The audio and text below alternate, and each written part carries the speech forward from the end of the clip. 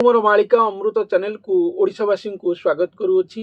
चलतु एवं भविष्य मालिका शास्त्र श्री जगन्नाथ श्री महाप्रभुंकर कल्कीलीला संबंध में किसी कथा को शुणा। शुण सुजने शुद्ध चित्ते जहा मु कहूअछि तोते, भकत जन मध्य सार नामता अपारु अपार।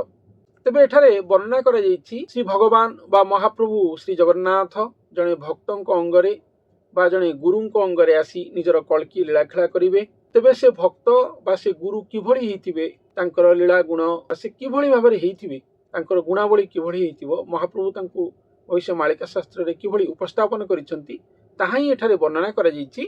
शुण सुजने शुद्ध चित्ते जहा मु कहूअछि तोते, भक्त जन मध्य सार नामता अपारु अपार। तेणु से भक्त जनक मध्य सार होइथिबे। जेते भक्त थिबे ए पृथ्वी पृष्ठ रे स्वयं भगवानकर जेते भक्त थिबे, ओडिशा प्रदेश रे हुंतु, भारत देश रे हुंतु, विदेश रे हुंतु, देश विदेश रे हुंतु, सारा पृथ्वी रे समग्र विश्व रे जेते भक्त थिबे समस्तଙ୍କ भितर से सार होइथिबे, सर्वश्रेष्ठ भक्त होइथिबे। तेणु स्वयं भगवान तांको सहित अंग मिलन घटिबे धरा पृष्ठ रे। सेही भक्तଙ୍କ सहित अंग मिलन होइकी बाकी सब भक्त को स्वयं भगवान उद्धार करिवे। जेहेतु स्वयं निराकार, तेणु स्वयं निराकार ठाकुर एभଳି भाବରେ ଆସିବେ କଳିକାଳ अंतिम समय बेलू। तेबे से जने भक्त होइथिबे जहां अंगरे से आसीबे। तेणु भक्त जन मध्य सार नामता अपारु अपार। तेणु तांको नाम होची अपारु अपार, अपार महिमा तांको नाम रे। सेही भक्त जहां अंगरे स्वयं भगवान कलिकाल अंतिम समय बेलू आसीबे। तेणु शुण सुजने शुद्ध चित्ते।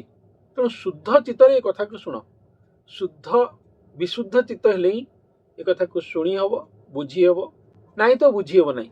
यदि अशुद्ध चित्त हेइथिबो तेबे ए सब कथा को शुणी मन भितर संदेह जात हबो, द्वंद्व जात हबो, ए सब जिनिस सृष्टि हबो, भूल भाल चिंता आसीबो जे सब कथार किछि अर्थ नाही। तेणु चित्त प्रथमे शुद्ध हवा दरकार। शुद्ध चित्त आउ सुजन हवा दरकार। सुजन लोक ए सब कथा को शुणिबा दरकार। दुष्ट दुर्जन लोक शुणिले किछि तार मूल्य नाही।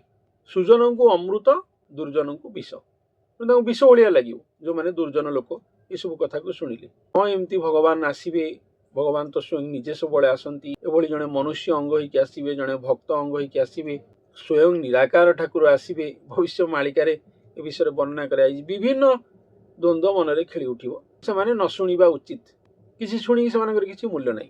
तेणु शुद्ध चित्तरे श्रवण कर बोली कहैछि। सुजन जन जो माने सेही मानकर ही चित्त शुद्ध, सेही माने ही शुणिले से मानकु कथा अमृत भली लागिबो बा बुझी पारिबे। भक्त जन मध्य सार नामता अपारु अपार। तेणु से भली जने भक्त आसीबे जे पृथ्वीर सर्वश्रेष्ठ भक्त होइथिबे, स्वयं भगवान अतिरु अति अंतरंग होइथिबे, स्वयं भगवान तांको प्रति ही लालायित होइथिबे, लोभान्वित होइथिबे। तांको प्रेम भक्ति श्रद्धा सम्मान रे से ओल्हाई आसीबे गोलोक धामरु मर्त्य धामकु। सेही भक्तों कथा ही एठारे कहा जायछि। श्री दारु ब्रह्म सेवा बिने अन्य न जाने तार मने। तेणु श्री दारु ब्रह्म सेवा, श्री दारु ब्रह्म कहले महाप्रभु श्री जगन्नाथ को ही श्री दारु ब्रह्म कहा जाए बा महाप्रभु श्री जगन्नाथ अन्य एक नाम दारु ब्रह्म मुरारी बोली कहा जाए। तेणु श्री दारु ब्रह्म सेवा, से जो भक्त बा से जो महापुरुष बा जो गुरु आसीबे से केवल श्री दारु ब्रह्म सेवा रे ही थिबे। श्री दारु ब्रह्म सेवा बिने अन्य न जाने तार मने। तांको मन रे आउ द्वितीय सेवा, द्वितीय भक्ति किछि नथिबो। केवल महाप्रभु श्री जगन्नाथंकर सेवा भक्ति ताहा ही तांको मन रे भरी थिबो। एई कथा ही एठारे कहा जायछि। अमृत नदी प्राय होई सर्वांगे जाउअछि बही। तेणु अमृत नदी ए समाज पई, ए धरित्री पई, ए विश्ववासी पई, समग्र भक्त कुलंक पई, साधु समाज पई, सज्जन जनंक पई से अमृत नदी। समस्ते से नदी रो मुंदे मुंदे पान करी भव नदी को पारी ही जिवे। से एभली नदी हेतिबे। तेणु तांको अमृत नदी बोली एठी कहा जायछि। अमृत नदी प्राय होई सर्वांगे जाउअछि बही। सर्वांगे जाउअछि बही, तांको सर्वांग एक अमृत नदी। पुणी से अमृत नदी रे आसिकी सागर समाहित होइतिबे महागुप्त रे। भविष्य मालिका रे गोटे कथा अछि जे समुद्र पुणी रूप होई नदी रे एका झलसई। ए बड़ विचित्र पद्धति कहई पामर अच्युति। तेणु यह एक विचित्र पद्धति जहाको आमे समाज मतरे केबे शुणिने बुझिने बा जदि आमे बुझिबा सामाजिक दृष्टिकोण ता संपूर्ण भूल हेबो। कारण केबे भी नदी रे आसिकी समुद्र मिसेना। समुद्र रहिछि, नदी जाइकी समुद्र रे मिसे। नदीर सृष्टि समुद्र गर्भरे लीन जीवा। तेणु एठी कहा जायछि ए बड़ विचित्र पद्धति कहई पामर अच्युति। स्वयं प्रभु निजे कहउचंती जे ए होछि एक विचित्र पद्धति ଯେ ନଦୀରେ ଆସିକି ସମୁଦ୍ର ଝଲସୁଛି। ତେଣୁ ଏଠି ସେଥିପାଇଁ କୁହାଯାଇଛି ନର ନଦୀ। ତେଣୁ ସେ ହେଲେ ଅମୃତ ନଦୀ, ଯହିଁରେ ସ୍ୱୟଂ ମହାପ୍ରଭୁ ସାଗର ରୂପରେ ଆସିକି ସମାହିତ ହେବେ ବା ଲୁକାୟିତ ହେବେ। ତେଣୁ ନଦୀ ହେଲେ ଭକ୍ତ, ଅମୃତର ନଦୀ, ଠାକୁର ହେଲେ ସ୍ୱୟଂ ସାଗର। ତେଣୁ ଯେମିତି ନଦୀ ଆଉ ସାଗରର ମିଳନ ଘଟେ, ସେହିପରି ଭକ୍ତ ଭଗବାନଙ୍କର ମିଳନ ଘଟିବ। ସେହି ମହାମିଳନରୁ ହିଁ କଳ୍କି ରୂପ ସୃଷ୍ଟି ହେବେ ବା ସ୍ୱୟଂ ଠାକୁରଙ୍କର ମାନବ ଅବତାର ନରବିଗ୍ରହ ଧରାଧାମରେ ଉତ୍ପନ୍ନ ହେବେ ଓ ଲୀଳାଖେଳା କରିବେ। ତେଣୁ ସେଇଭଳି ଜଣେ ବ୍ୟକ୍ତି ବା ସେଇଭଳି ଜଣେ ଭକ୍ତ ସେ ଆସିବେ, ଯିଏକି ପୃଥିବୀର ସର୍ବଶ୍ରେଷ୍ଠ ଭକ୍ତ, ସର୍ବୋତ୍ତମ ହେଇଥିବେ। ଆଉ ସେ ଆସିକି ଦାରୁ ବ୍ରହ୍ମ ସେବା ଭକ୍ତିରେ ଥିବେ, ମହାପ୍ରଭୁ ଶ୍ରୀ ଜଗନ୍ନାଥଙ୍କ ସେବା ଭକ୍ତିରେ ଥିବେ ବୋଲି ଏଠି କୁହାଯାଇଛି। ତାହାଙ୍କ ଗୀତନାଦ ଶୁଣି ଆନନ୍ଦ ହୋଇଲା ଧରଣୀ। ସେ ଏଭଳି ଗୀତ ଗାଉଥିବେ, ଭଗବାନଙ୍କର ଭଜନ କୀର୍ତ୍ତନ ଏଭଳି ସୁମଧୁର ସ୍ୱରରେ ଗାଉଥିବେ, ମହାପ୍ରଭୁ ଶ୍ରୀ ଜଗନ୍ନାଥଙ୍କର ଗୁଣ କୀର୍ତ୍ତିକୁ ସେ ଏଭଳି ସୁମଧୁର ସ୍ୱରରେ ଗାଉଥିବେ, ଯାହାକୁ ଶୁଣିକି କ'ଣ ହବ ନା ଆନନ୍ଦ ହୋଇଲା ଧରଣୀ। ଧରଣୀ ମା ଆନନ୍ଦିତ ହୋଇ ଉଠୁଥିବେ। ଏଭଳି ଘୋର କଳିକାଳରେ ପାପରେ ବୁଡ଼ି ଯାଇଥିବା ଧରଣୀ ମା ତାଙ୍କର ଗୀତନାଦ ଶୁଣି, ତାଙ୍କର ପ୍ରଭୁ ନାମ କୀର୍ତ୍ତନ ଶୁଣି ଆନନ୍ଦିତ ହେଉଥିବେ ବୋଲି କୁହାଯାଇଛି। ଅଶେଷ ଜନଙ୍କର ହିତେ ବିଜୟ ଗୁରୁ ରୂପେ ଏଥେ। ତେଣୁ ଅଶେଷ ଜନଙ୍କର ହିତ ପାଇଁ, ଅଶେଷ ଜନ, ଆମ ପୃଥିବୀ ପୃଷ୍ଠରେ ବର୍ତ୍ତମାନ 1000 କୋଟିରୁ କମ୍ ଜନତା ଅଛନ୍ତି। ଅଶେଷ ବ୍ରହ୍ମାଣ୍ଡରେ ଶୂନ୍ୟ ଦେଇ ହେଇକି ଲୋକମାନେ ସବୁ ଅଛନ୍ତି। କିଏ କୋଉଠି ଅଛନ୍ତି? ଶୂନ୍ୟ ଭକ୍ତମାନେ, ଶୂନ୍ୟ ମୁନି ଋଷିମାନେ, ଦେବାଦେବୀମାନେ। ତେଣୁ ଅଶେଷ ଜନଙ୍କର ହିତେ ବିଜୟ ଗୁରୁ ରୂପେ ଏଥେ। ତେଣୁ ଏ ବ୍ରହ୍ମାଣ୍ଡରେ ସେ ଜାତ ହେଇଥିବେ ସତ ଗୁରୁ ରୂପରେ, କିନ୍ତୁ ଅଶେଷ ଜନଙ୍କର ହିତ ପାଇଁ ସେ ଜାତ ହେଇଥିବେ। ଏ କଥାକୁ ବୁଝନ୍ତୁ ଆପଣମାନେ। ଅଶେଷ ଜନଙ୍କର ହିତ, ଖାଲି ପୃଥିବୀ ଧରଣୀରେ କେବଳ ଏଇ ପୃଥିବୀ ପୃଷ୍ଠରେ ଏ ବିଶ୍ୱରେ ଯେଉଁ ଅଛନ୍ତି 1000 କୋଟିର ଜନତା, ତାଙ୍କର ହିତ ପାଇଁ ସେ ଜନ୍ମ ହୋଇନଥିବେ। ଆର ତ ହିତ କରିବେ, ଯେହେତୁ ସେ ଏଠି ଜନ୍ମ ନେଇଥିବେ, ମନୁଷ୍ୟ ରୂପରେ ଜନ୍ମ ନେଇଥିବେ। କିନ୍ତୁ ୟା ସହିତ ଅଶେଷ ଜନଙ୍କର ହିତ ପାଇଁ ସେ ଆସିବେ ଧରାପୃଷ୍ଠକୁ। ଏଇଠୁ ଥାଇକି ତାଙ୍କର ଅବତରଣ ସହିତ ମହାପ୍ରଭୁଙ୍କର ମହା ଅବତରଣ ଘଟିବ। କୋଟି ବ୍ରହ୍ମାଣ୍ଡର ଠାକୁର, ଅଶେଷ ବ୍ରହ୍ମାଣ୍ଡର ଠାକୁର ଯିଏ, ସିଏ ଯେହେତୁ ଓହ୍ଲାଇ ଆସିବେ, ତେଣୁ ଅଶେଷ ଜଗତର କଲ୍ୟାଣ ଏଠୁ ଘଟିବ, ଅଶେଷ ଜନଙ୍କର ହିତ ଘଟିବ। ସେଇ କଥା ଏଠି କୁହାଯାଇଛି। ଅଶେଷ ଜନଙ୍କର ହିତେ ବିଜୟ ଗୁରୁ ରୂପେ ଏଥେ। ସେଥିପାଇଁ ସେ ଗୁରୁ ରୂପରେ ବିଜୟ କରିଥିବେ ଧରାପୃଷ୍ଠରେ। ଅତି ଚମତ୍କୃତ କଥା ଏଠାରେ ବର୍ଣ୍ଣନା କରାଯାଇଛି, ମହାପୁରୁଷ ବର୍ଣ୍ଣନା କରିଛନ୍ତି। ସେଇଠି ପ୍ରଭୁ ନାରାୟଣ କହିଲୁ ସାବଧାନେ ଶୁଣ। ସିଏ ହେଲେ କିଏ ନା ନିଜେ ସ୍ୱୟଂ ପ୍ରଭୁ ନାରାୟଣ। ଏ କଥାକୁ ସମସ୍ତେ ସାବଧାନ ସହିତ ଶୁଣ। ସେ ଯେଉଁ ଭକ୍ତ, ଯଦିଓ ସେ ଭକ୍ତ ରୂପରେ ଜନ୍ମ ନେଇଥିବେ, ସେ କୌଣସି ଭକ୍ତ ନୁହନ୍ତି। ଆମ ଭଳିଆ କୌଣସି ସାଧାରଣ ଭକ୍ତ ନୁହନ୍ତି, ଅସାଧାରଣ ଭକ୍ତ ବି ସେ ନୁହନ୍ତି। ନା ସାଧାରଣ ଭକ୍ତ ନା ଅସାଧାରଣ ଭକ୍ତ, ସେ ଭକ୍ତ ରୂପରେ ନିଜେ ସ୍ୱୟଂ ନାରାୟଣ ହେଇଥିବେ।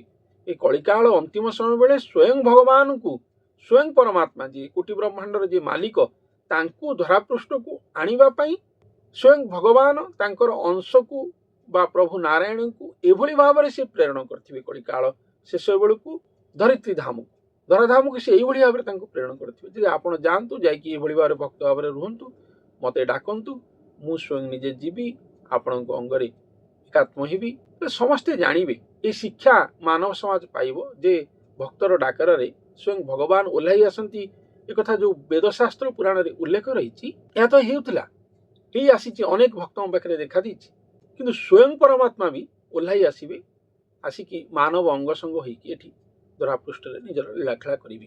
ଏଭଳି ହେଇପାରେ, ଯାହା କେବେ 4 ଯୁଗରେ ଘଟିନଥିଲା, ତାହା କଳିକାଳ ଅନ୍ତିମ ସମୟ ବେଳକୁ ଜଣେ ଭକ୍ତର ଡାକରାରେ, ଜଣେ ଭକ୍ତର ଭକ୍ତିଭାବ ବଳରେ, ପ୍ରେମ ଭାବ ବଳରେ ଏ ଘଟଣା ଘଟିବ। ତେବେ ଏସବୁ ମହାପ୍ରଭୁ ଶ୍ରୀ ଜଗନ୍ନାଥଙ୍କର ନିଜସ୍ୱ ଭିଆଣ ହିଁ ହେଇଥିବ, କଳିକାଳକୁ ଅନ୍ତିମ କରି ପୁନଃ ଶ୍ରୀ ସତ୍ୟ ଯୁଗ ଧରାପୃଷ୍ଠରେ ଆଣିବାକୁ ଏ ଲୀଳାଖେଳା ଘଟିବ।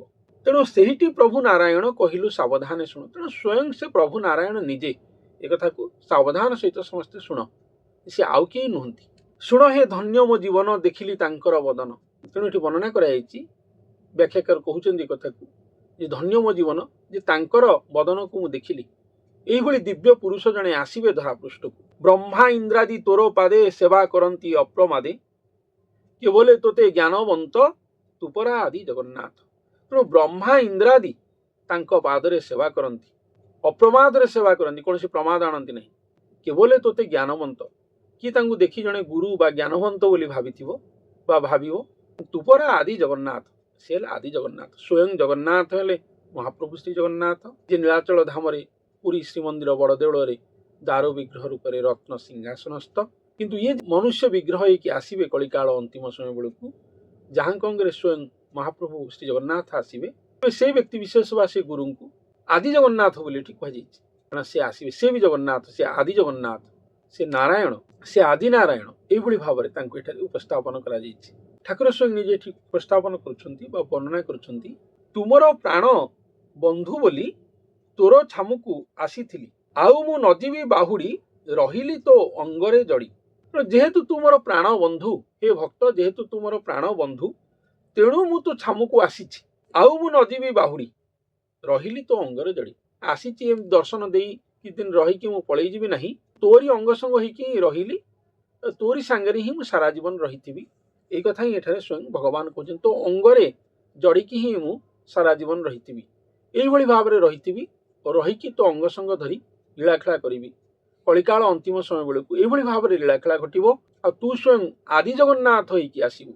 ତୁମର ଭକ୍ତ ଯଦିଓ, କିନ୍ତୁ ଭକ୍ତ ନୁହଁ, ଯଦିଓ ଆପଣ ଭକ୍ତ ରୂପରେ ଆସିଥିବେ, ଆପଣ ଭକ୍ତ ନୁହନ୍ତି, ସ୍ୱୟଂ ଆଦି ଜଗନ୍ନାଥ, ସ୍ୱୟଂ ପ୍ରଭୁ ନାରାୟଣ ଆପଣ ନିଜେ ଅଟନ୍ତି। ଆପଣଙ୍କୁ ନେଇକି ହିଁ ମୁଁ ଲୀଳାଖେଳା କରିବି। ତୁମର ପ୍ରାଣ ବନ୍ଧୁ, ତୁମର ପ୍ରାଣ ବନ୍ଧୁ ବୋଲି ତୋର ଛାମୁକୁ ଆସିଥିଲି। ଯେହେତୁ ମୋ ପ୍ରାଣର ବନ୍ଧୁ, ମୋର ଖାଲି ବନ୍ଧୁ ନୁହଁ, ମୋ ପ୍ରାଣର ବନ୍ଧୁ, ତେଣୁ ମୁଁ ଆସିବି, ତୋ ଛାମୁକୁ ଆସିବି, ଆଉ ମୁଁ ନଯିବି ବାହୁଡ଼ି ରହିଲି ତୋ ଅଙ୍ଗରେ ଜଡ଼ି। ମୁଁ ଆଉ ବାହୁଡ଼ିକି ଯିବିନି, ଏକାତ୍ମ ହେଇକି ତୋରି ସାଙ୍ଗରେ ହିଁ ରହିବି ବୋଲି ଏଠି କୁହାଯାଇଛି। ଏହା ଭକ୍ତ ଭଗବାନଙ୍କର ଅତି ମହାପ୍ରେମ ଅଧ୍ୟାୟ ଅଟେ, ଯାହା କଳିକାଳ ଅନ୍ତିମ ସମୟ ବେଳକୁ କଳ୍କି ଲୀଳାଖେଳାରେ ହିଁ ଘଟିବ। ସେ ବିଷୟରେ ହିଁ ମୁଁ ଆପଣମାନଙ୍କ ପାଖରେ ବାରମ୍ବାର ଉପସ୍ଥାପନ କରି ଆସିଛି, କରୁଛି ଓ କରୁଥିବି ମଧ୍ୟ। ଆହୁରି କ'ଣ ଉଲ୍ଲେଖ ରହିଛି, ସେ ଭକ୍ତଙ୍କୁ ଧରିକି ସ୍ୱୟଂ ଭଗବାନ କେମିତି ଲୀଳାଖେଳା କରିବେ, ଆଉ କ'ଣ କ'ଣ ସବୁ କହିଛନ୍ତି ନେକ୍ସଟ ଅଧ୍ୟାୟରେ ହିଁ ଶୁଣିବା। ଆଜି ପାଇଁ ଏତିକି, ଧନ୍ୟବାଦ।